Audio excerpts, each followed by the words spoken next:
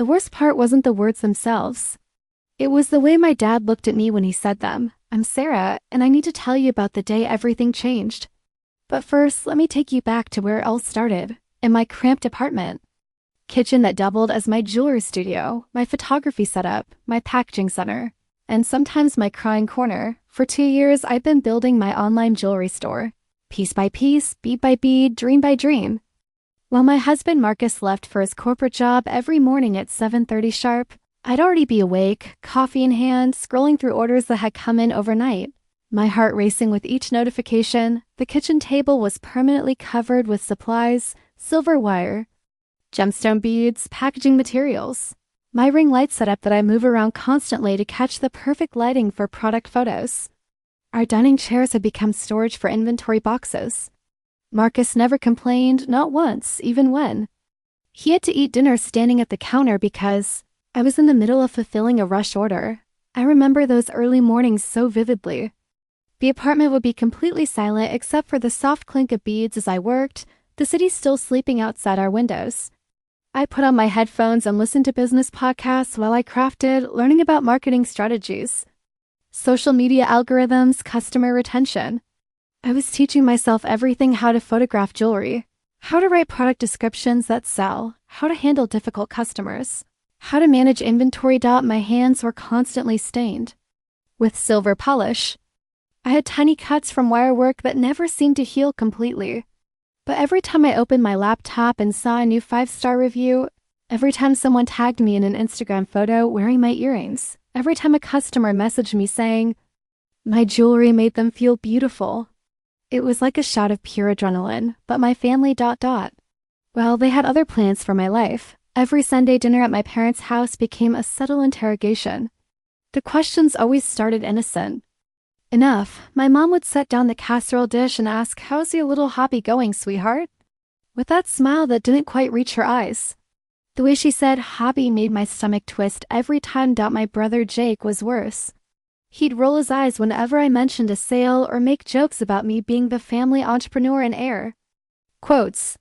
Once, when I told everyone about landing my first wholesale order with a local boutique, he actually laughed and said, "What's next, Sarah? You gonna be on Shark Tank?" But it was my dad who cut the deepest, and he did it without even trying. See, my cousin Rebecca had just gotten promoted to senior marketing manager at some big tech company in Seattle. 26 years old, corner office on the 10th floor, 6-figure salary, company car, stock options. She was the golden child, the success story, the one who made smart choices and followed the right path. Rebecca would show up to family gatherings in her perfectly tailored blazers, talking about quarterly projections and team management strategies. She'd pull out her phone to show photos of her downtown apartment with floor-to-ceiling windows, her weekend trips to wine country, her latest designer handbag. And then there was me, 31, married, living in a 1-bedroom apartment with a kitchen table that wobbled, with a handful of Etsy reviews and a bank account that made me hold my breath every month. When the rent was due, the comparison was unspoken but constant. It hung in the air during every family dinner, every holiday gathering, every phone call. Rebecca was building a career. I was ... what? Playing with beads? But something inside me refused to give up. Maybe it was stubbornness inherited from my dad's side of the family. Maybe it was faith in something I couldn't quite articulate. Or maybe I just knew deep in my bones that what I was building mattered even if no one else could see it yet. Late at night, when Marcus was asleep and the apartment was quiet, I'd sit at that wobbly kitchen table with my laptop, planning my next collection, researching trends, writing blog posts for my website that maybe 50 people would read. I'd look at my inventory spreadsheet and see the slow but steady growth. Month 1, $127 in sales. Month 6, $890. Month 12, $2,400. It wasn't Rebecca's salary, but it was mine. I had built it from nothing. The comments started getting sharper around October, like autumn leaves turning from green to brown gradual at first, then all at once. Sarah's still playing businesswoman, my dad would tell his friends when they asked about his kids. Not Sarah runs her own business, or Sarah's an entrepreneur. No, playing businesswoman. Like I was a child with a toy cash register. I'd overhear these conversations when I'd visit my parents. Dad would be in the garage with his neighbor Tom, working on some project, and Tom would ask, "How are the kids doing, Bill?" "Well, Jake's doing great at the firm, just made junior partner, you know." And Sarah ... There would be this pause, this moment where I could feel him searching for the right words. Sarah's still doing her craft thing, making jewelry. You know how it is with these creative types. The way he said creative types made it sound like a diagnosis, but it was that dinner in mid-October that really broke something inside me. Marcus and I had driven over to my parents' house for what was supposed to be a casual Sunday meal.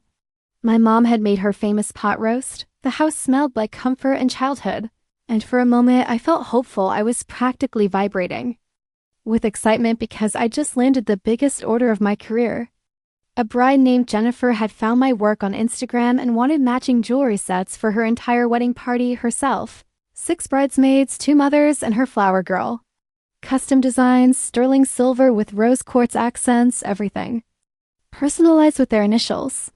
The order was worth $1,847 after tax. "You guys, I have to tell you something amazing," I said, setting down my water glass. "I just got this incredible wedding order. 11 custom pieces, and the bride wants to feature my work in her wedding photos for her blog. She has like 30,000 followers." I was talking fast, the way I do when I'm excited, my hands moving as I described the designs I'd sketched. The timeline we'd worked out, the deposit she'd already sent up. My dad barely looked up from his plate. He was cutting his pot roast with surgical precision, the way he does everything, methodical, controlled, efficient. "That's nice, honey," he said without looking at me. "But you know, Rebecca just closed a deal worth $2 million for her company." $2 million, Sarah. She's being flown out to New York next week to present to the board of directors."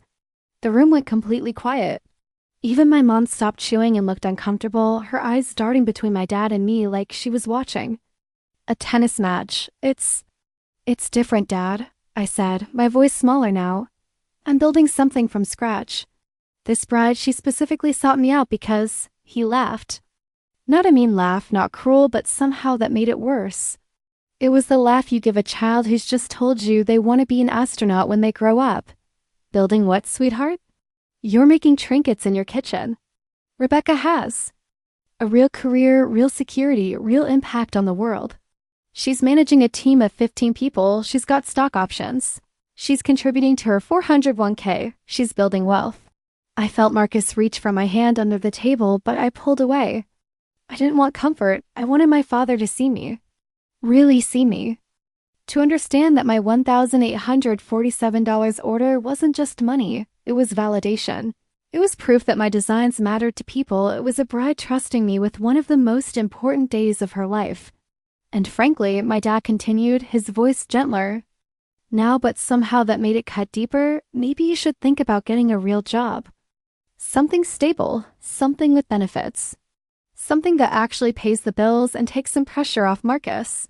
He gestured toward my husband with his fork. "It's not fair to him, Sarah. He's carrying all the financial weight while you play around with beads and wire." The word play hit me like a slap. All those late nights, all those early mornings, all those hours spent learning photography and marketing and customer service. It was all just playing to him. I mumbled something about needing to use the bathroom and fled down the hallway to my childhood bathroom, the one with the faded butterfly wallpaper and the mirror that had watched me grow up. I sat on the closed toilet seat and cried for 10 minutes, trying not to smudge the mascara I carefully applied that morning. When I looked at myself in that mirror, I saw a 31-year-old woman who was still trying to prove herself to her father, still trying to earn his respect, his pride, his acknowledgement that what she was building mattered. I could hear them talking in the dining room, their voices low and serious. I caught fragments. ... Just worried about her ... Not sustainable ... Rebecca's got her head on straight ... That night, driving home in Marcus's Honda, neither of us spoke for the first 15 minutes. Finally, he reached over and squeezed my knee. "You know I don't feel that way, right?" he said quietly. "You're not a burden, Sarah. You're building something incredible." I nodded, staring out the window at the streetlights blurring past, but something had shifted inside me. Something had cracked.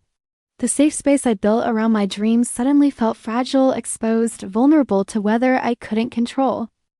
Halloween came and went in a blur of costume jewelry sales and last-minute custom orders. I'd actually had my best month ever in October, $3,200 in revenue, but I kept that number to myself. Then it was November, and Thanksgiving was approaching.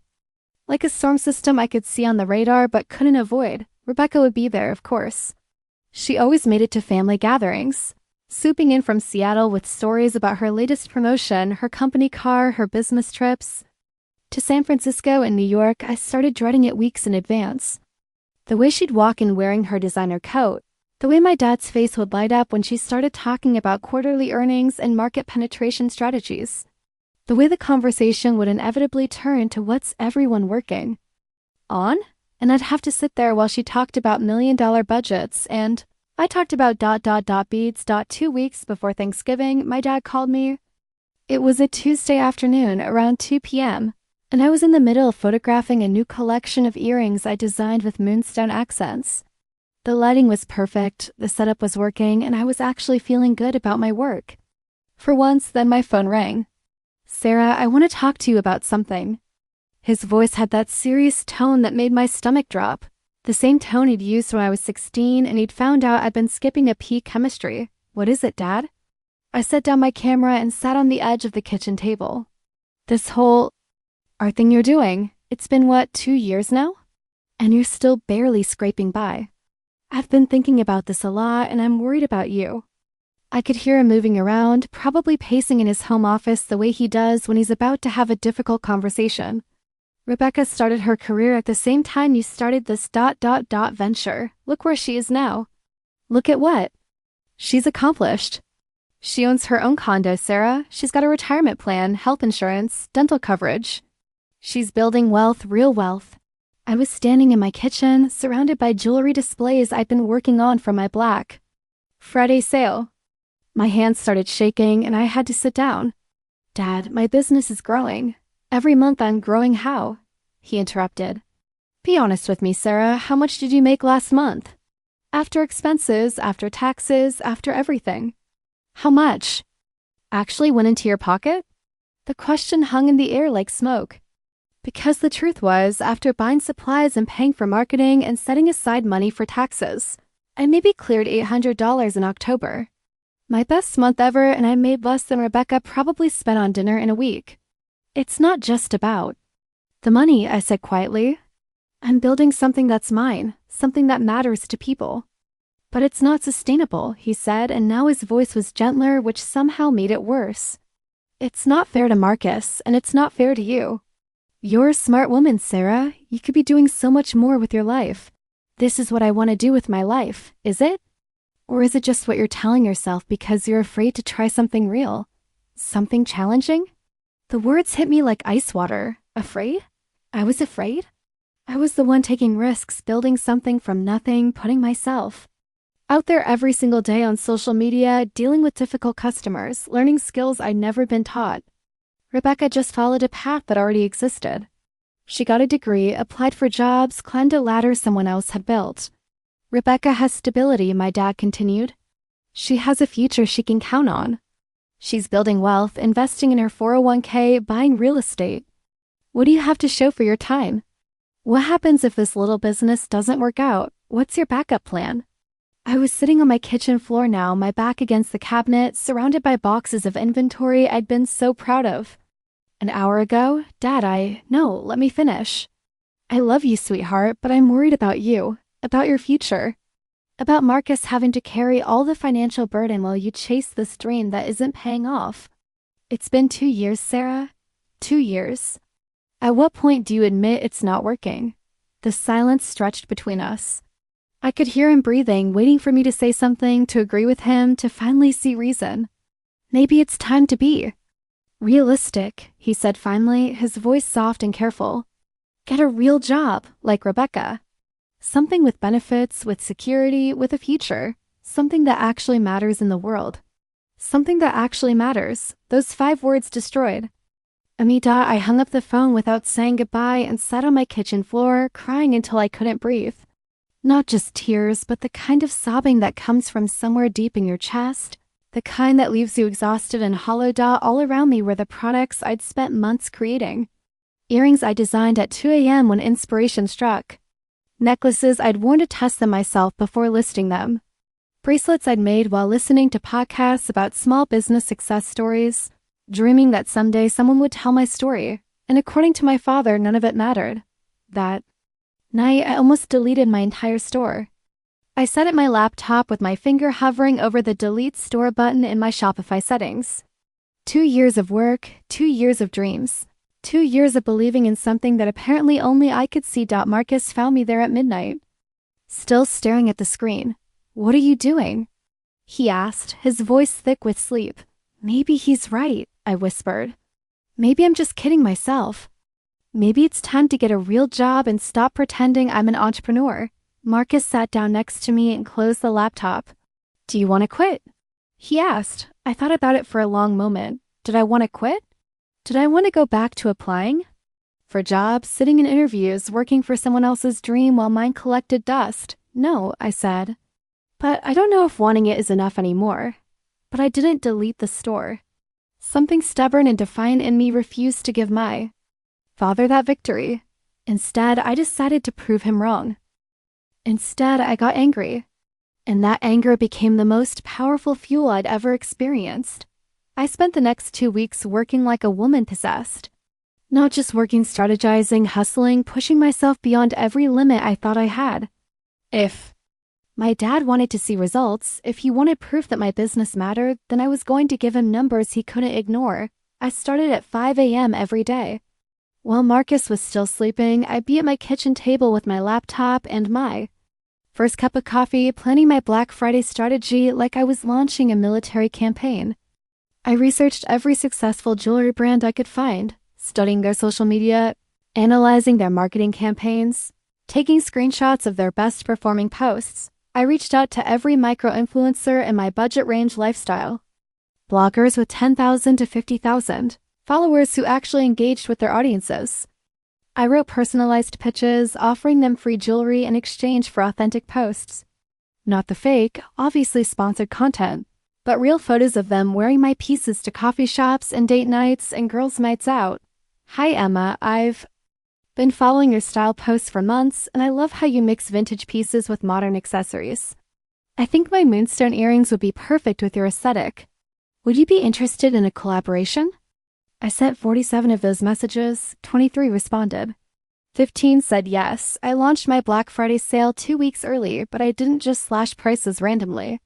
I created bundles that made sense, the complete holiday look with matching earrings, necklace, and bracelet. The bridesmaids collection with coordinating but not identical pieces.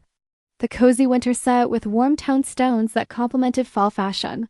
I posted on every social media platform I could think of. But I wasn't just throwing spaghetti at the wall anymore. I studied when my audience was most active, what types of posts got the most engagement, which hashtags actually worked. I created a content calendar and stuck to it religiously. Instagram, product photos with styling tips. Facebook, behind the scenes. Videos of my creation process. Pinterest, mood boards and gift guides. TikTok, quick jewelry making tutorials that ended with link in bio to shop. I sent personalized messages to every customer who'd ever bought from me, offering them early access to my holiday collection. Not automated emails, but real messages. "Hi Jennifer. I still get messages from brides who saw your wedding photos. With my jewelry? I'm launching my holiday collection early for my favorite customers. Would you be interested in seeing the new pieces first?" The response was overwhelming. People replied with photos of themselves still wearing jewelry they'd bought from me months ago. They tagged friends who might be interested. They shared my posts in their Instagram stories. Marcus would find me still working at 2 a.m., my laptop screen glowing in the dark kitchen. "Come to bed, babe," he'd whisper, wrapping his arms around me from behind. 5 more minutes, I'd say, my fingers flying across the keyboard as I responded to another customer inquiry, uploaded another product photo, tweaked another ad campaign. I'm in the zone, but it wasn't just 5 more minutes. It was 2 hours, 3 hours, until my eyes burned and my shoulders ached and Marcus had long since given up and gone to bed alone. The orders started trickling in, then flowing, then rushing. Like water through a broken dam, November 15th, $500 in sales. I screenshotted the number and stared at it. More than I'd ever made in a single day. November 16th, $800. I called Marcus at work, practically shouting into the phone. $800 in one day. November 17th, $1,200. My phone was buzzing constantly with order notifications. I had to turn off the sound because it was distracting me from fulfilling the orders that were already coming in. My dining room became a fulfillment center. I bought dozens of small shipping boxes, rolls of bubble wrap, thank you cards with my logo, tissue paper, and my brand colors. I created a system, orders printed and organized by shipping deadline, packaging materials arranged in assembly line formation. My laptop opened to shipping software I'd upgraded to handle the volume. Rebecca posted on Instagram about her company's quarterly earnings report, a generic corporate graphic with, proud to be part of a team that delivered 15% growth this quarter. I looked at her perfectly professional headshot, her blazer, her office with the city view, and for the first time in my life, I didn't feel jealous. I felt sorry for her. She was celebrating someone else's success. I was building my own. I liked her post anyway. Then went back to fulfilling orders until 3 a.m. November 20th, $2,000 in one day. $2,000? I sat in my car after shipping everything at the post office and cried, but these were different tears. These were tears of validation, of pride, of disbelief that this was actually happening. November 21st, $2,800. I had to upgrade my Shopify plan again because I was hitting limits I didn't even know existed. I had to find a local packaging company. Because I couldn't hand package everything anymore, my dining room looked like Amazon's warehouse had exploded. I was running on coffee and adrenaline and pure stubborn determination, but I never felt more alive. Every order notification was like a shot of validation straight to my veins. Every 5-star review was proof that I was building something real. Every customer who tagged me in their photos wearing my jewelry was evidence that my work mattered. To people beyond my kitchen table, but I didn't tell anyone in my family. Not yet. I was saving it for Thanksgiving dinner. I was saving it for the moment when my dad would inevitably ask Rebecca about her latest accomplishments, when the spotlight would inevitably turn to her corner office and her stock options and her retirement contributions.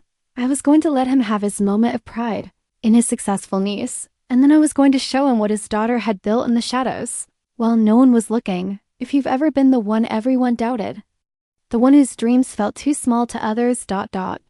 If you know what it's like to work in the shadows while everyone else is in the spotlight, leave a like and subscribe. Your support here gives me the voice I couldn't find at that dinner table. Thanksgiving Day, 4:47 p.m., we were all gathered around my parents' dining room table. Rebecca was holding court, as usual, talking about her latest project, managing a product launch that would revolutionize the customer experience. My dad was beaming at her. Now that's what I call making a real impact, he said, raising his wine glass. My phone buzzed. Then again. Then it wouldn't stop buzzing. I tried to ignore it, but the notifications kept coming. Finally, I glanced down. Order notification. Another one. My heart started racing. I opened my Shopify app under the table. $38,000. I blinked and refreshed. $38,400. Another refresh. $39,200. Sarah, put your phone away, my mom said. Rebecca's talking.